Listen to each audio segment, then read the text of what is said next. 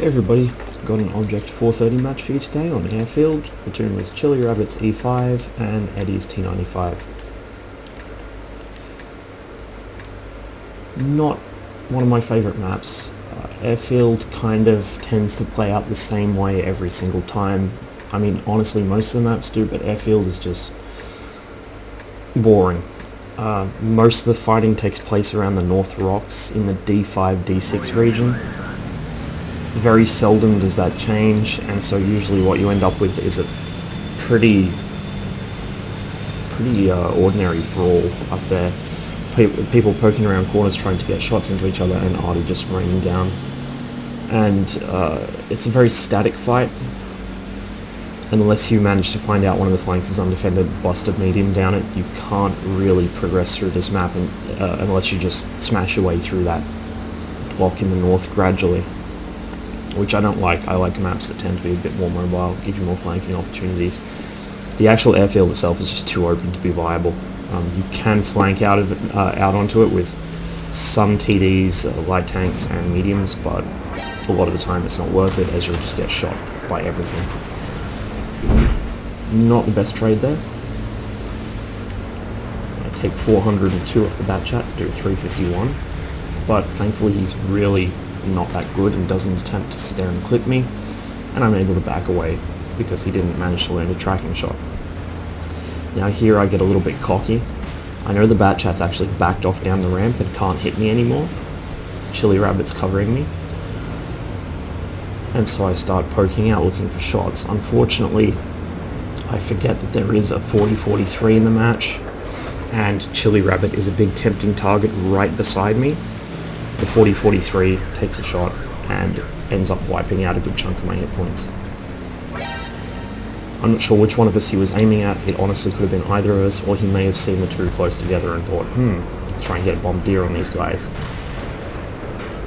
That's my biggest problem. I need to actually be a little bit more aware of what's going on around me in terms of whether Artie's going to be aiming my way or not. Typically Artie will aim at me no matter what's going on, but in this kind of match where the rest of the team are actually quite decent, I'm not such an obvious target. Either way, it was my fault for sitting around there so long, and I decided to reposition.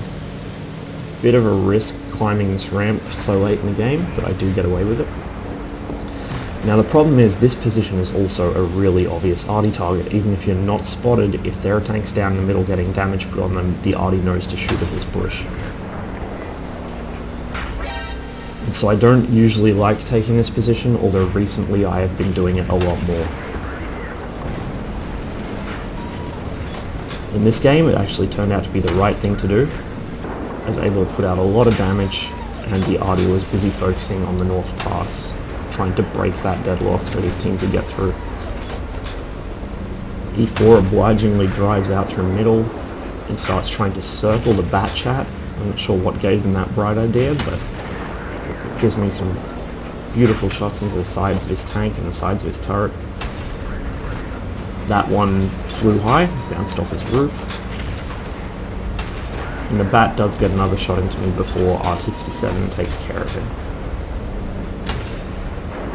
E4 goes bye-bye.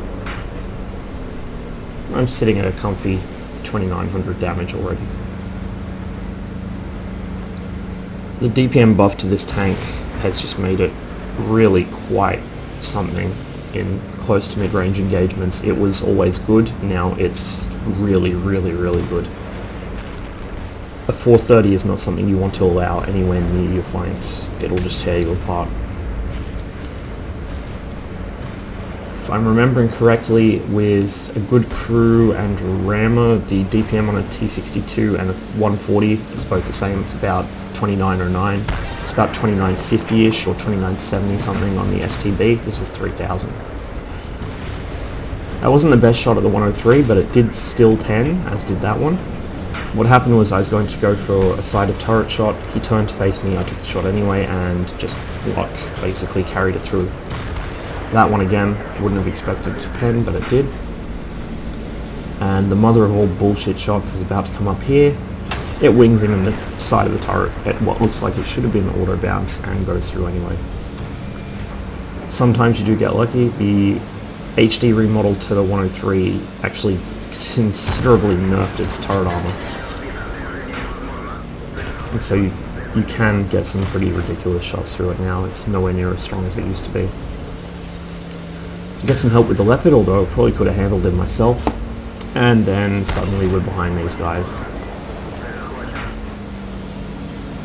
The enemy T94 apparently thinks that it's weak that we're kicking the shit out of his team. I don't know how he arrived at that logic, but he did.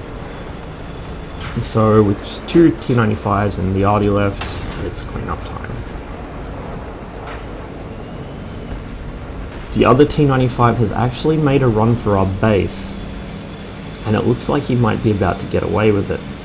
But our T57 and our Waffenträger Panzer IV are in a good position to shoot him in the back.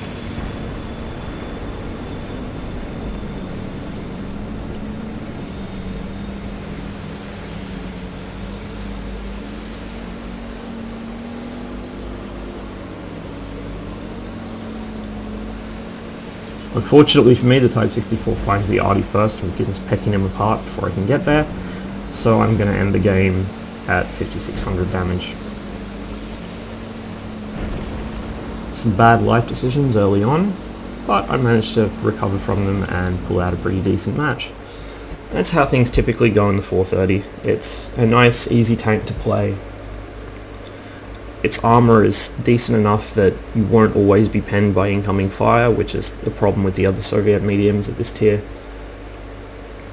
The camo is just excellent. A lot of the time you won't even be spotted if you're driving through the open, as long as you keep your distance from people. And the gun is just phenomenal. Really, its only major weakness is its complete lack of fire and move capability, just because it has that really bad track and turret bloom.